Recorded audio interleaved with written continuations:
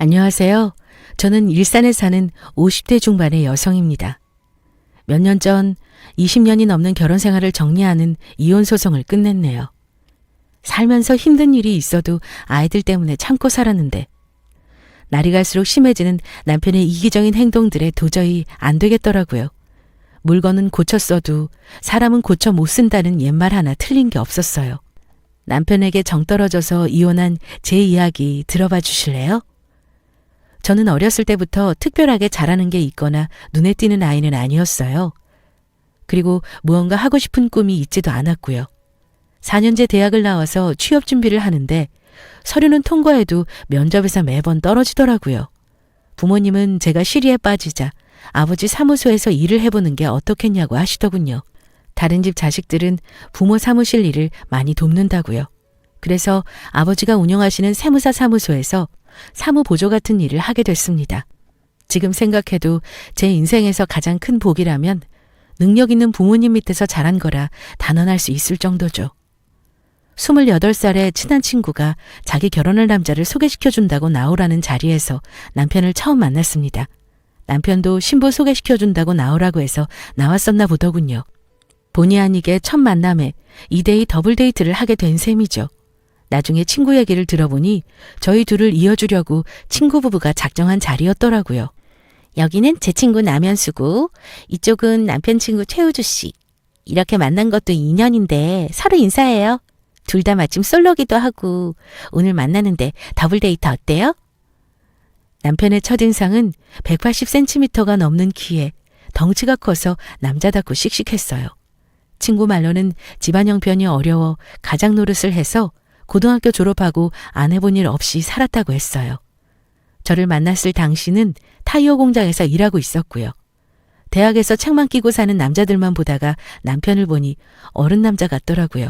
그리고 무엇보다 제가 여태 만나온 그 어떤 남자보다 적극적이었어요. 제가 아프다 하면 약을 사서 기다리고 겨울이면 출퇴근길에 핫팩이랑 따뜻한 커피를 준비해오던 남자였죠. 연수야, 우리 사귀자. 난 너 아니면 안 돼. 내 인생에 너 같은 여자는 다시 못 만날 것 같아. 그런 남자의 수뇌부에 넘어가서 4년을 사귀게 됐어요.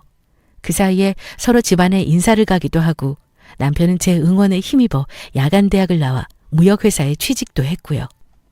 부모님은 처음에 남편과 제 사이를 반대하셨어요.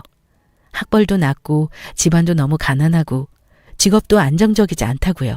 하지만 남편이 조금씩 노력하고 저와 꾸준히 만나는 모습을 보시고 결국에는 결혼까지 승낙해 주셨죠. 평소 자기 주장이 강하지 않은 제가 강하게 이 남자랑 결혼하고 싶다고 한 게 가장 큰 이유이기도 했고요. 결혼할 때 아무래도 가장 큰 문제가 신혼집이었는데 시어머니와 시동생이 살고 있는 시댁은 방이 2개밖에 없어서 살기 힘들었고 친정은 남편 직장과 거리가 멀었어요. 그러던 차에 아버지가 세무서를 퇴직하고 받으셨던 퇴직금을 선뜻 내주시며 신혼집을 마련해 주셨어요. 세무사 사무실도 이제 겨우 자리 잡아서 경영이 힘든 상황이었는데 하나밖에 없는 딸이 아무것도 없이 시작하는 건 도저히 못 보시겠다며 해주신 거였어요. 덕분에 없는 살림이었지만 신혼 때부터 돈을 아끼며 모을 수 있었네요. 결혼 2년 후에 첫 딸이 태어났고 친정아버지는 첫 손주를 안아본 기쁨도 잠시 60대 중반의 나이에 뇌졸중으로 돌아가셨어요. 너무나 갑작스런 죽음이었기에 작별 인사도 못하고 그렇게 허무하게 가시더라고요. 자연적으로 아버지 사무실은 문을 닫게 되었고 저도 일을 그만두게 되었죠. 무엇보다 남겨진 친정엄마가 걱정이 돼서 친정을 자주 가게 되었어요. 친정은 제가 사는 지역과 2-3시간 떨어져 있었지만 일주일에 서너 번은 갔었던 것 같아요. 문제는 남편이 결혼하고 연애 때와는 완전 다른 사람이 되었다는 데 있었어요. 예전 같았으면 저를 먼저 배려하고 생각해 줄 사람이 제가 없으면 아무것도 못하는 사람이 되어 있었거든요. 가수 문주란 씨의 남자는 여자를 귀찮게 해라는 노래 가사말 토시 하나 안 틀리게 딱 남편 얘기였어요. 처음 연애할 때는 밤하늘의 별도 달도 다 따준다 할 정도로 씩씩하던 남자가 결혼하고 나니 아기가 된 것처럼 저한테 하나부터 10까지 다 해달라는 거예요. 아버지 장례 후에 한동안은 아무 소리 안 하더니 어느 순간부터는 아이도 생각하고 자기도 생각하라며 친정에도 자주 못 가게 했습니다. 여보, 이제 아빠 돌아가시고 49제 막 지냈어. 아직 엄마 혼자 두기가 내 맘이 불안해서 그래. 저번 주에는 한 번도 안 갔으니까 이번 주는 친정에 며칠 있다 온다고. 왜 못 가게 해? 당신 또 며칠 가 있으면 내 밥은 누가 해줘? 그리고 이번 주는 우리 엄마 생신도 있잖아. 꼭 가야겠어? 밥이랑 반찬은 해놓고 갈게. 어머님 생신날에는 시댁에 갈 거고. 자취생활도 몇 년 한 사람이 나 없으면 밥도 못 먹어? 아버지 살아생전에는 제가 아버지 일을 돕고 해서 잘 몰랐었는데 집안일만 하고 있으니까 남편의 요구사항이 점점 더 많아지더군요. 그나마 다행인 건 친정엄마가 아직 젊고 건강하시다는 거였죠. 엄마는 제가 친정에 자주 드나들자 내 걱정은 말라며 아이와 남편 더 챙기라고 하셨어요. 그러고 얼마 후 둘째 아들을 가지게 됐어요. 연년생 아이 둘을 키우다 보니 어떻게 시간이 지나는지도 모르게 흘러갔습니다. 어느덧 큰애가 중학교를 졸업하고 고등학교에 들어가게 되었어요. 저와 남편도 50대가 되었고 친정엄마와 시어머니도 70대 후반이 되셨고요. 여보, 결혼 19년 동안 진짜 한결같다. 이번 명절 때 어머님 용돈 100만 원 드렸더라? 그런데 우리 엄마한테는 30만 원 드리고 내가 매년 이 말을 꼭 해야겠어? 당신 어머니는 연금도 나오시고 장인어른이 주신 재산도 있으시잖아. 우리 집은 그런 게 어딨어? 차등을 둘 수밖에 없지. 그럼 차라리 나무리게 더 드리면 안 돼? 왜 매번 내가 알게 더 드리냐고. 어차피 당신 친정에 더 드릴 거 알고 있어. 그럼 된 거 아니야? 결혼 19년 동안 남편에 대해 몰랐던 점들 중에 가장 놀라웠던 건 시어머니에 대한 효심이 남다르다는 거였어요. 무슨 일만 있으면 우리 엄마가 최우선인 사람이었죠. 천만다행이게도 시어머니가 합가하기 싫고 혼자 편하게 살겠다고 하셔서 따로 살았지. 아니었으면 꼼짝없이 시어머니와 살았을 거예요. 하루는 무화과가 맛있어 보이길래 친정엄마가 생각이 나서 가져다 드리러 갔습니다. 아빠가 돌아가시고 엄마는 지난 16년 동안 취미생활도 활발히 하시고 친구들과 모임이나 여행도 많이 다니시며 바쁘고 활기차게 보내셨어요. 저도 그 덕분에 많은 걱정을 덜고 살았죠. 하지만 최근 나이가 들어서인지 기력이 많이 약해지셨더라고요. 마음이 많이 쓰이는 시기였습니다. 엄마, 저 왔어요. 왔니? 어서 오렴. 밥은 먹었어? 응, 먹고 왔어요. 오늘따라 안색이 파리한데 어디 안 좋아요? 그냥 요즘 손발이 저리 타고 뻣뻣하긴 해. 침 맞으러 가야겠네, 우리 엄마. 엄마 좋아하시는 무화과 사왔어요. 무화과? 맛있겠구나.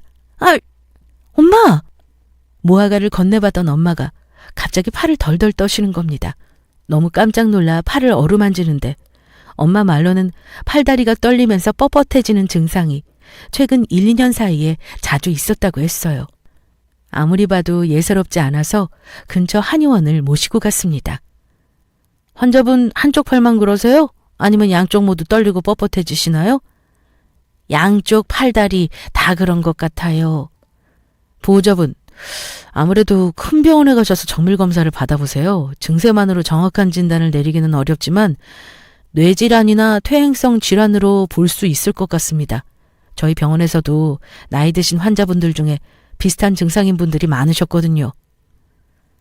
그 길로 그쪽 분야에서 유명하다는 대학병원 전문의를 소개받고 진료 예약을 했습니다. 마침 취소된 예약이 있어서 한 달 안에 진료가 가능하더라고요. 검사 결과 엄마는 파킨슨병을 진단받으셨어요. 치매와 더불어 신경퇴행성 질환의 대표적인 병으로 65세 이상 노인들에게 주로 나타난다고 했습니다. 점점 팔다리가 굳고 거동이 불편해지면서 시간이 지날수록 증상도 심해지고 관리가 까다롭다고 했어요. 심각할 때는 혀까지 굳을 수 있다고요. 엄마는 초기를 넘어서 어느 정도 진행이 된 상태에서 병원에 왔다고 하더군요. 지금 보기에는 멀쩡해 보여도 재활치료나 약물치료를 하지 않으면 일상생활이 불가능할 정도로 급속도로 병이 진행된다고 했습니다. 치매가 같이 올 확률도 보통 사람보다 40%나 높고요. 엄마와 저는 충격적인 소식에 함께 엉엉 울었습니다. 엄마는 명이 닿을 때까지 내 육신 내 맘대로 운신하다가 편하게 죽고 싶었다며 이게 무슨 일이냐며 서럽게 우셨어요. 두 눈이 퉁퉁 붓도록 울고 나서 앞으로 어떻게 해야 할지 상의를 했습니다. 엄마는 외할머니가 돌아가시기 전에 치매기가 있으셨던 걸 기억하고 평소에 요양보험을 들어놓으셨다고 했어요. 치매나 몸을 스스로 활동할 수 없을 때 간병 자금이나 실손 보상 형태로 받을 수 있다고 했습니다. 혹시나 몰라서 젊었을 때부터 장기적으로 보험금을 납부하신 상태라고요. 무엇보다 자식이라고는 저 하나인데 제가 엄마를 모시는 게 맞다는 생각이 들었어요. 병원에 통원 치료도 다니셔야 하고 거동이 불편해지는 병이라서 여러모로 보호자가 필요해 보였죠. 일단 남편과 상의하기로 했습니다. 여보, 엄마 병원 검사 결과 파킨슨병이래. 뭐? 장모님이? 어쩌다가... 그래서 치료는 어떻게 하면 된대? 지금 초기 단계는 지나서 재활치료나 약물치료 적극적으로 하고 지금은 덜 하신데 앞으로 거동을 혼자 못 하실 수도 있어서 내가 옆에서 간호해야 할 것 같아. 그게 무슨 소리야? 당신이 어떻게 간병한다고 그래? 그럼 누가 해? 당신처럼 형제가 있는 것도 아니고 자식이라고 나 혼잔데 우리 집으로 모셔와야지. 뭐? 우리 집으로? 말도 안 돼. 당신 희주 이제 곧 고2 올라가고 무진이도 고1 된다고. 공부하는 애들 둘씩이나 있는데 이 집에서 어떻게 간병해? 애들도 공부 안 될 테고. 그럼 내가 친정에 가서 간병할게. 그건 괜찮지? 여보, 요새 전문 요양병원들 엄청 잘 돼 있는 곳 많아. 의사나 간호사들도 상주하고 있고. 그런 요양병원 알아보는 건 어때? 그게 무슨 말이야? 보호자가 있어야지 그런 곳에 엄마를 방치해두라고? 당신은 하나는 알고 둘은 모르네. 전문 요양병원 색안경 끼고 보지 마. 요새 시설도 최첨단이고 얼마나 체계적인데 알아보고 그런 소리를 해. 친정 얘기만 나오면 반대 의견부터 내는 남편을 알기에 처음에는 요양병원 얘기를 듣고 괘씸해서 저도 큰 소리로 말도 안 되는 소리 하지 말라고 했어요. 그런데 다음에 엄마를 만나러 갔더니 엄마도 파킨슨 전문 요양병원을 알아보셨더라고요. 마침 친정집에서도 멀지 않은 곳에서 1등급 요양병원이 있었습니다. 혹시 몰라서 엄마와 함께 병원을 방문해 봤어요. 자연경관이 좋은 곳에 최신식 시설로 지어진 병원이었습니다. 24시간 의료진이 대기 중이고 장기 입원 환자들을 위해 편의시설이 잘 갖추어진 곳이었어요. 가장 좋은 건 파킨슨 전문이라 모든 문턱이나 걸림이 없이 공간이 마련되어 있고 응급 호출벨이 곳곳에 있었습니다. 내친김에 상담을 받았더니 통합 파킨슨 질병 등급 척도에 따라 병의 진행 정도를 체크해서 한방치료, 재활치료, 명상 프로그램, 영양관리 등을 종합적으로 관리해준다고 하더군요. 엄마도 저도 처음 가본 전문 요양병원의 시설과 프로그램에 감탄은 하고 왔지만 저는 아무리 그래도 가족이 옆에서 보살피는 것과 같을까 하는 의구심이 남는 건 어쩔 수 없었어요. 희주랑 무진이도 고등학생인데 엄마 손길이 얼마나 필요하니? 너도 고등학교 때 내가 매일 도시락 2개씩 싸고 학교 끝나면 데리러 가고 그랬어. 나는 요양병원 들어가는 게 편하기도 해. 매번 어떻게 집에서 병원 통원 다니니? 지금도 걷는 게 힘들 때도 있는데. 엄마, 그래도 가족이 옆에서 있는 게 정신적으로도 많이 도움될 거야. 내가 아빠한테도 못했는데 엄마한테는 해주고 싶어. 내가 진짜 해준 게 없으니까 지금이라도 엄마 옆에 함께 하고 싶어. 마음만 받을게. 우리 딸이 엄마 많이 사랑하는 거 알고 있어. 내가 알고 있으니까 괜찮아. 남편에게도 전문 요양병원을 다녀왔다고 말했어요. 거봐. 요새 요양병원 같지도 않고 실버타운처럼 멋진 곳 많더라. 장모님은 재산도 있으시겠다. 정 불편하면 간병인도 고용해서 쓰시면 좋지. 그래도 자식 입장에서 부모 생각하는 건 어쩔 수 없어. 엄마는 병원 입원하고 싶다고 하시는데 나는 좀 더 신중해야 한다고 봐. 현실적으로 생각해. 지금 애들 가뜩이나 사춘기에 공부로 예민한 시기야. 당신도 애들 신경 많이 써야 하고 장모님 간병까지 하면서 힘들어서 어떡해? 당신 몸이 둘이 아닌데 힘들게 어떻게 모셔? 방도 창고방 하나 남았는데 그거 짐 다 치우고 방으로 만들 생각해봐. 도대체 돈이 없는 것도 아니고 왜 그러는 거야? 당신도 당신 어머니 아니라고 그렇게 속단하지 마. 돈이 문제야 지금? 남편과 친정엄마 간병 문제로 한동안 말다툼을 지속적으로 했어요. 하지만 결국 엄마의 결정으로 요양병원에 입원하기로 했습니다. 본인이 병을 인지해서 그런지 몰라도 혼자 걷거나 거동할 때 불편함을 느껴져서 편하게 병원에서 치료받고 생활하고 싶다고 하셨어요. 다른 누구도 아니고 환자 본인이 강력하게 주장하자 저도 어쩔 수 없었습니다. 대신 제가 자주 찾아뵙기로 했어요. 병원에 가는 날 얼마나 눈물이 나던지 엄마 앞에서는 안 그런 척했지만 마음이 너무 아프고 미안해서 병원에 엄마를 두고 오는 길에 차를 세워두고 혼자 오열을 하고 왔습니다. 엄마가 요양병원에 들어가서 집중적으로 치료를 한 지 1년이 넘고 아이들도 고3, 고2가 되었어요. 남편은 아직도 일주일에 한두 번 요양병원을 찾아가는 저를 나무랄 때가 많았습니다. 우리가 집으로 모셔서 간병하는 것보다 훨씬 체계적이고 전문적으로 관리받는 건데 무슨 유난을 떠냐고요. 엄마가 병원에 입원한 지 1년이 됐는데 딱 한 번 방문해 놓고 사위라는 사람이 저런 소리를 하다니 말을 안 해서 그렇지 얼마나 섭섭하고 밉던지 이루 말할 수도 없었죠. 그러던 어느 날 남편이 사색이 돼서 집에 왔습니다. 당신 무슨 일 있어? 얼굴이 왜 그래? 엄마가 한쪽 무릎이 그렇게 안 좋으시다고 하시더니 무릎 인공관절 수술 받으셔야 한대. 무릎 수술? 관절염 심하시다더니 수술해야 한대? 관절 치환술인데 돈도 돈이지만 잘 견디실지 모르겠어. 연세가 있으셔서. 그래도 수술해야 하면 하는 게 맞지. 시어머니는 두 아들의 지원으로 무사히 무릎 수술을 마치셨어요. 수술 후 입원을 한 달 정도 예상했는데 회복이 빠르셔서 20일 정도 만에 답답하다고 병원을 뛰쳐나오셨다고 하더라고요. 저도 병원에 자주 가서 살피고 간호도 해드리고 했는데 정정하시더군요. 그런데 남편은 엄마 혼자 집에 있는 건 말도 안 된다. 내가 옆에서 지켜봐야 된다는 둥 혼자 난리였습니다. 오히려 시어머니는 쿨하게 괜찮다 하시고요. 여보, 우리 엄마 여태껏 고생 많이 하시며 사셨어. 그래서 내가 모시고 싶어. 우리 엄마 집에 모시려고 했을 때는 안 된다며. 그리고 어머니는 수술도 잘 되셔서 예후도 좋은데 무슨 말이야? 장모님은 돈도 있고 잘 사셨잖아. 우리 엄마는 늘 가난에 허덕이면서 젊었을 때부터 노동일 많이 하셨고 비교가 안 되지. 말도 안 되는 소리 하지 마. 지금 그 말 못 들은 걸로 할게.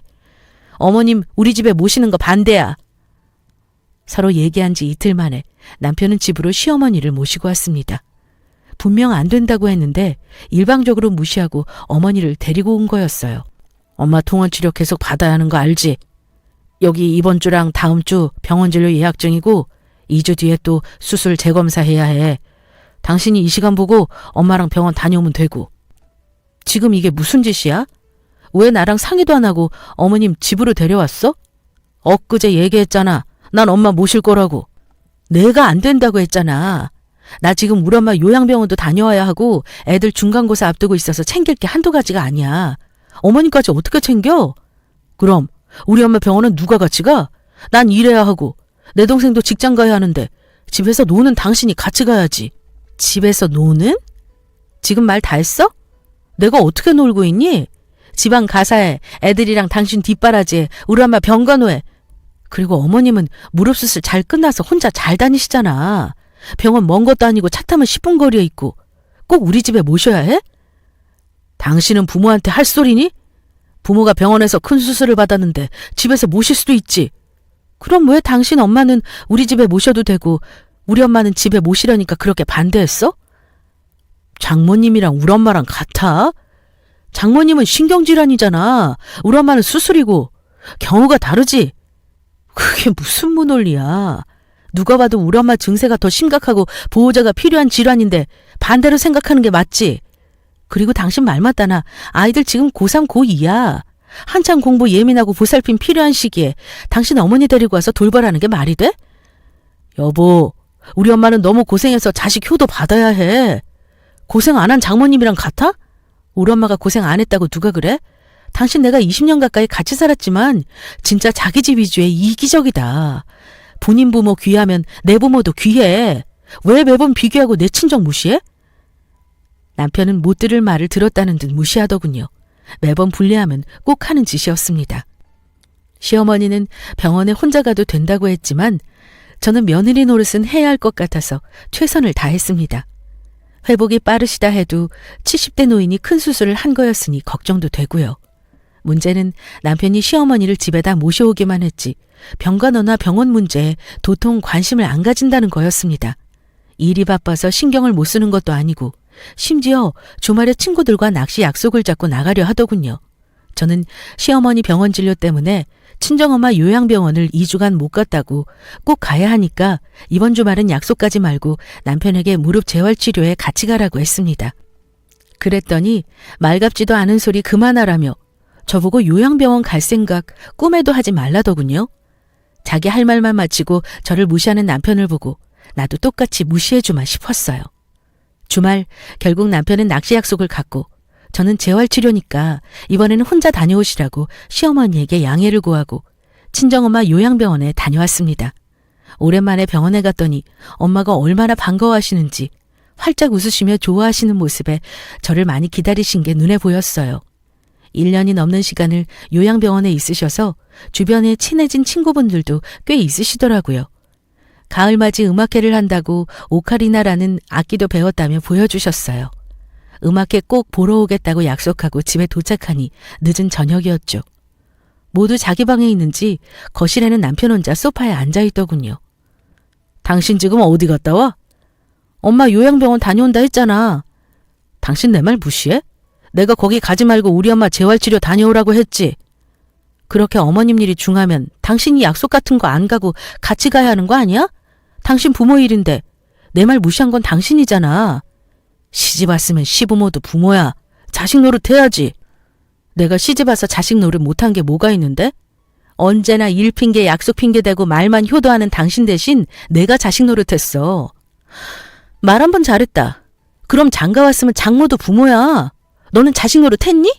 나는 남자니까 다르지. 어떻게 다 큰딸도 있는 남자가 그런 구시대적인 말을 하고 싶니?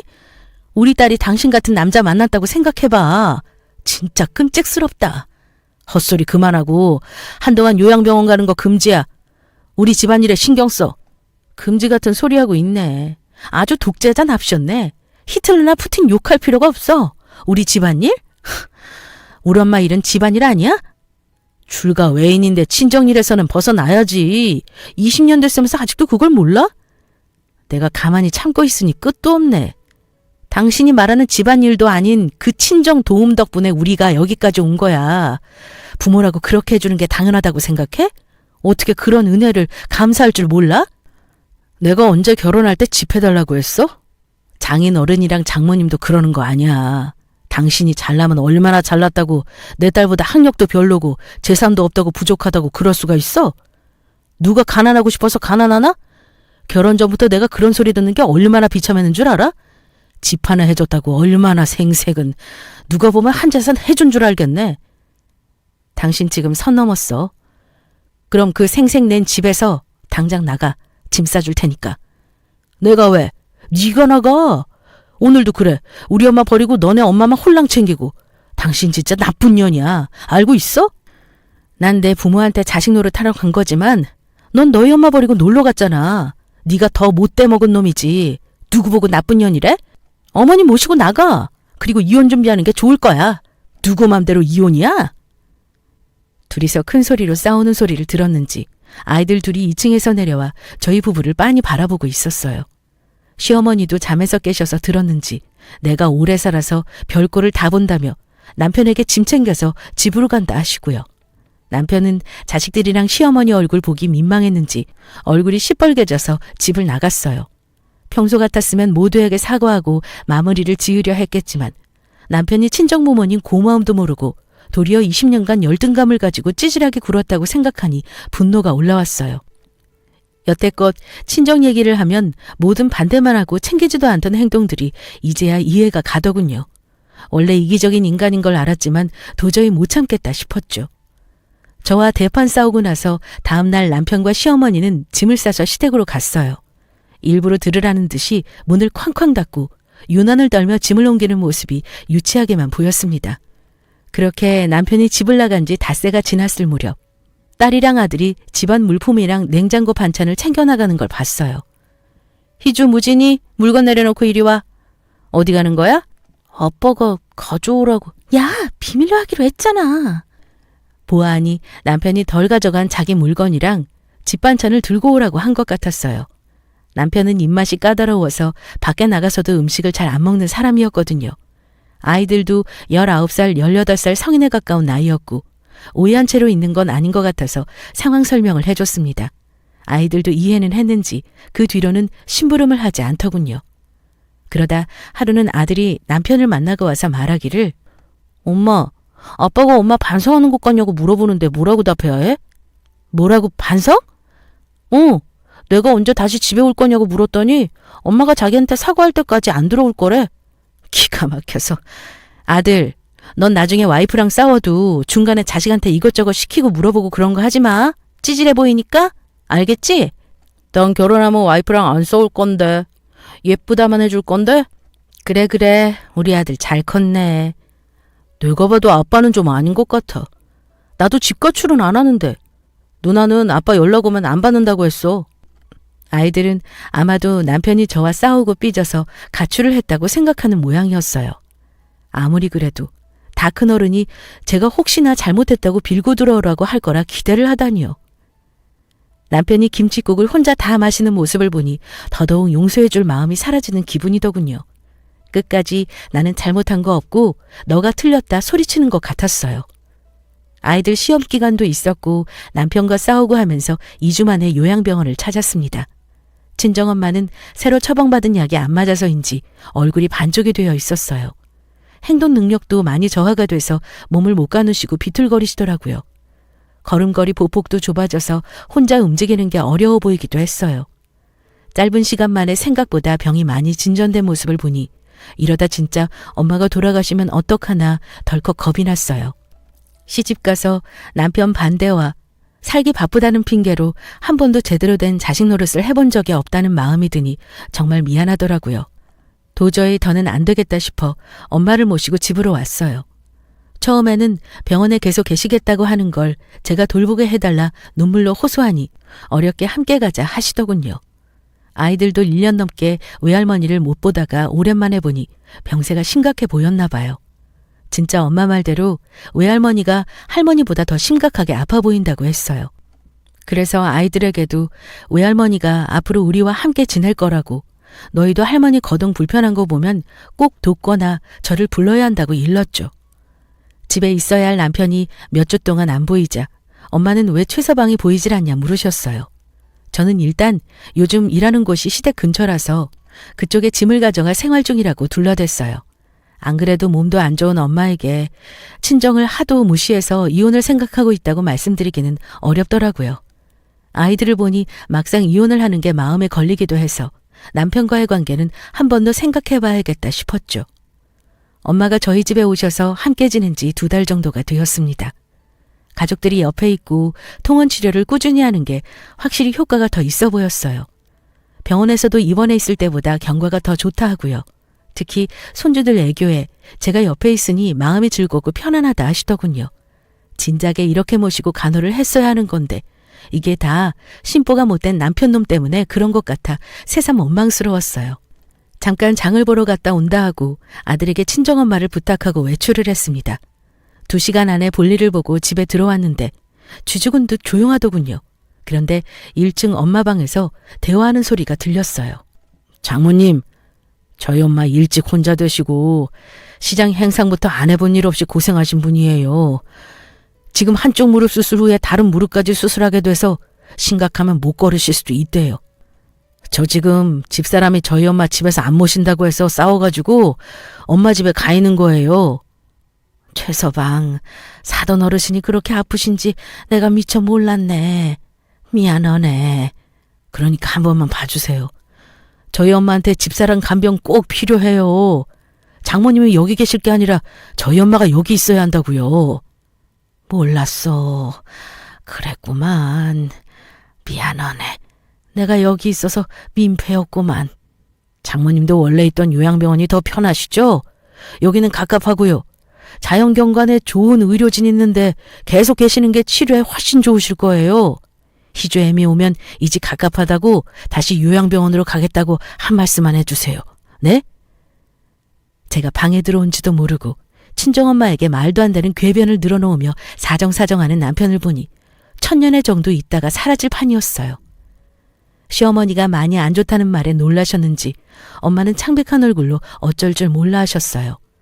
엄마가 얼굴이 안 좋아 보이던 말던 자기 할 말만 하면서 조정하려는 최악의 쓰레기를 이때까지 남편으로 생각하고 살았다니 20년간의 결혼 생활이 허송세월같이 느껴졌습니다. 엄마, 이 사람 얘기 더 이상 들을 필요 없어요. 제가 다시 말씀드릴 테니 편하게 쉬고 계세요. 놀라실 이유 전혀 없으니까. 남편은 제가 갑자기 뒤에서 불쑥 나와 말을 하자 혼비백산하는 모습이었는데 저는 아랑곳하지 않고 엄마 손을 토닥이며 안심시키고 남편을 끌고 방을 나왔어요. 주거 침입자 아니야? 난 우리 이혼 준비하고 있다고 생각했는데 내 집에는 웬일이야? 우리 엄마한테는 무슨 소설 같은 얘기를 꾸며대서 하는 거야. 안 그래도 심신안정이 제 일인데 환자 앞에서 무슨 짓이냐고? 내가 내 집인데 왜 못 와? 볼일 있어서 왔다 왜? 소설? 너는 네 남편이나 시어머니가 어떻게 지내는지도 안 궁금하지? 저 혼자 잘 지내면 다 끝이지? 내가 왜 남의 일을 신경 써야 해? 이제 내 집안일 아닌데 굳이 알 필요 있나? 뭐? 남일? 안 본 사이에 아주 기고만장해졌네. 말 가려해. 누가 누구한테 화를 내는 거야? 지금 아픈 우리 엄마한테 반 협박하듯이 이 집에서 나가라고 한 짓 가스라이팅이야. 요새 그거 심각한 범죄인 거 알긴 아니? 그래야 워낙 뉴스나 글을 안 읽으니까 무식해서 그런 사회 이슈를 알기나 하겠어? 이게 서방아기를 이렇게 우습게 알고 진짜 한 주먹거리도 안 되는 게. 남편이 저를 위협하며 나서자 아들이 나타나서 제재해줬습니다. 엄마 괜찮아? 아빠 무슨 짓이야 엄마한테. 너희 엄마가 선을 넘어서 말이지. 그래도 남자가 여자를 때리려고 하면 돼? 아빠 진짜 실망이다. 찌질함에 극치네. 너 이 녀석 아빠한테 말버릇이 그게 뭐야. 엄마랑 같이 있더니 그새 안 좋은 것만 배워가지고 애들이 이렇게 된 것도 다 당신 때문이야. 나 혼자 애들 키웠니? 이상한 소리 하지 말고 당장 내 집에서 나가. 당신 아까 얘기 들었으면 알겠네. 우리 엄마 다른 한쪽 무릎 수술 하게 됐어. 그러니까 우리 엄마 간병 준비해. 시집와서 당신이 한 게 뭐가 있어? 이럴 때 자식 된 도리로 효도해야지. 개념이 없어 며느리라는 게. 그 말을 듣는데 친정엄마에게 이 집을 나가달라 하던 모습이 겹치며 분노가 폭발해서 이성을 차릴 수 없었어요. 당신이 아무리 이기적으로 굴어도 나는 우리 자식들 아빠니까 참고 넘어가려 했어. 내가 당신 가족 맞았어? 아니 파출부나 간병이냐? 어쩜 끝까지 너밖에 모르니. 어떻게 날 끝까지 부려먹으려고 해? 대한민국에 시집온 며느리들 중에 당신만 그러고 살아? 더한 시집살이도 많이 하고 살아. 부려먹다니 누구를 이상한 사람 취급해? 내가 20년 시집와서 어디 맘 편하게 명절 때 친정을 가봤니? 자식 노릇을 해봤니? 매번 시댁일에 시댁 식구들 대소사 다 챙겨가며 친정일은 항상 뒷전이었어. 우리 엄마 이제 언제 돌아가실지도 모르는 상황이라 내가 마지막으로 자식 노릇 하겠다는데 당신은 끝까지 본인 엄마만 중요하지? 당신이 아주 대단한 효자라 100번 양보한다 쳐. 20년간 말로만 효도한다고 소리쳤지. 당신이나 도련님이나 진짜 시어머님한테 자식 노릇은 했니? 병원비 좀 내고 용돈 드리는 거? 그거 생판 남도 할 수 있는 거 아니야? 어머니가 무슨 꽃 좋아하고 무슨 음식 좋아하시는 거 알아? 최근 가고 싶어 하신 여행지는? 모르지? 그러고도 본인이 잘난 효도를 한다고 생각해? 어머니랑 대화라고는 5분도 버거워하면서? 결국 당신은 자신이 효도하는 게 아니라 누군가가 대신해 주길 바란 거야. 그게 제일 만만한 나였고. 말도 안 되는 소리 그만해. 네 효도는 네가 하란 말이야. 나한테 하라고 강요하지 마. 시집 와서부터 파출부 간병인 취급한 이기적인 너 따위와 더 이상 부부 안 해. 아니 못해. 네 엄마만 엄마냐고. 이혼하고 각자 모셔. 누가 이혼한다는 거야? 내 사전에 이혼은 절대 없어. 저는 이를 악물고 남편과 실랑이를 벌였습니다.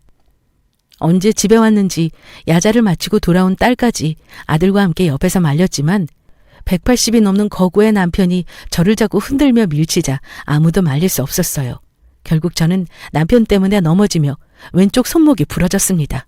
엄마, 어떡해. 아빠 도대체 무섭게 왜 이러는 거야?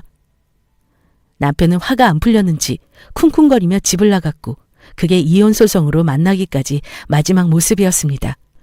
제가 배우자 폭행죄로 접근 금지 명령을 신청했었거든요. 아이들도 그날 사건의 심각성을 몸소 느끼고 그 뒤로 아빠를 피하는 눈치였고요. 남편의 겁으로 이혼 소송은 오래 걸렸지만 남편의 폭행으로 인한 상처, 화가 나서 부시고 간 집기 등이 증거가 되기도 하고 무엇보다 아이들이 고스란히 증인으로 보고 있었기에 소송에서는 결국 승소했습니다. 재산 분할에서는 제 명의로 된 집과 남편 명의로 된 집을 나누게 됐는데 일을 하면서 꽤 열심히 투자를 했는지 저보다 재산이 많더군요. 제가 가정에 기여한 정도를 인정받아서 6대4 분할 금액과 위자료로 3억 정도 되는 돈을 받았습니다. 제일 중요한 양육권에서는 아이들 둘 다 저를 선택해줘서 자녀 양육권을 제가 가지고 남편에게 양육비를 받게 되었죠. 그 거만하던 남편도 법적인 부분 앞에서는 어쩔 수 없더군요. 생각보다 자신한테 불리하게 돌아가는 상황을 못 견뎌하며 우리 가족을 자주 찾아왔습니다. 소송 취하를 해달라고요. 끝까지 본인이 무얼 잘못해서 이혼을 하고 접근 금지 명령을 받아야 하는지 이해를 못하더군요. 그래서 오히려 저는 미련 하나 없이 선을 지키며 법적으로 이혼을 잘 마무리할 수 있었어요. 이혼을 한 지 1년 정도 되고 나서 저는 처녀 시절에 사무보조를 했던 경력을 살려 파트타임으로 세무사 사무실에서 일하게 됐습니다. 상시 근무는 아니고 바쁜 시기에만 한시적으로 출근하는 일이었지만 경력 단절 후에 새로 시작한 일은 제 삶의 활력소가 되더군요. 엄마는 증세가 악화되어 보조기구가 없으면 보행이 안 되는 상태까지 갔다가 다행히 다시 혼자 운신할 수 있는 정도로는 쾌차를 하셨어요. 정기적으로 집에 간병인이 오셔서 도와주시기도 하시고요. 아마 요양병원에 계속 홀로 계셨다면 상태가 많이 안 좋았을 거라는 얘기도 들어서 하루빨리 집에 못 모신 부분은 죄송했지만 이제는 만족하는 상황이니 괜찮다 여기고 있어요.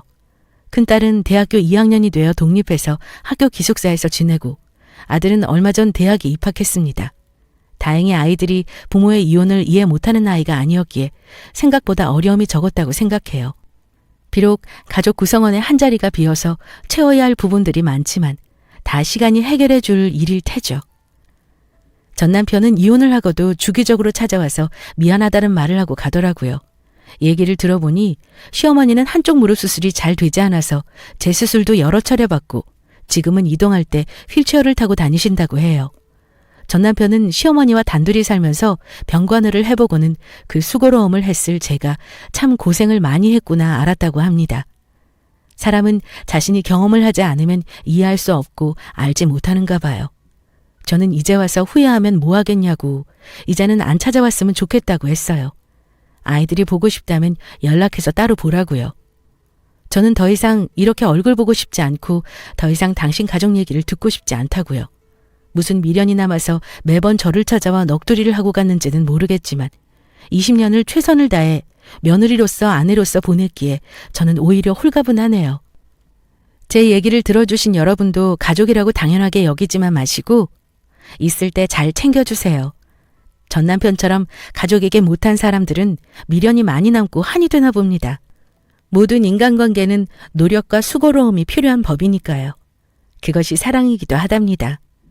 여러분들의 가정에 평안과 사랑을 기원하겠습니다. 감사합니다.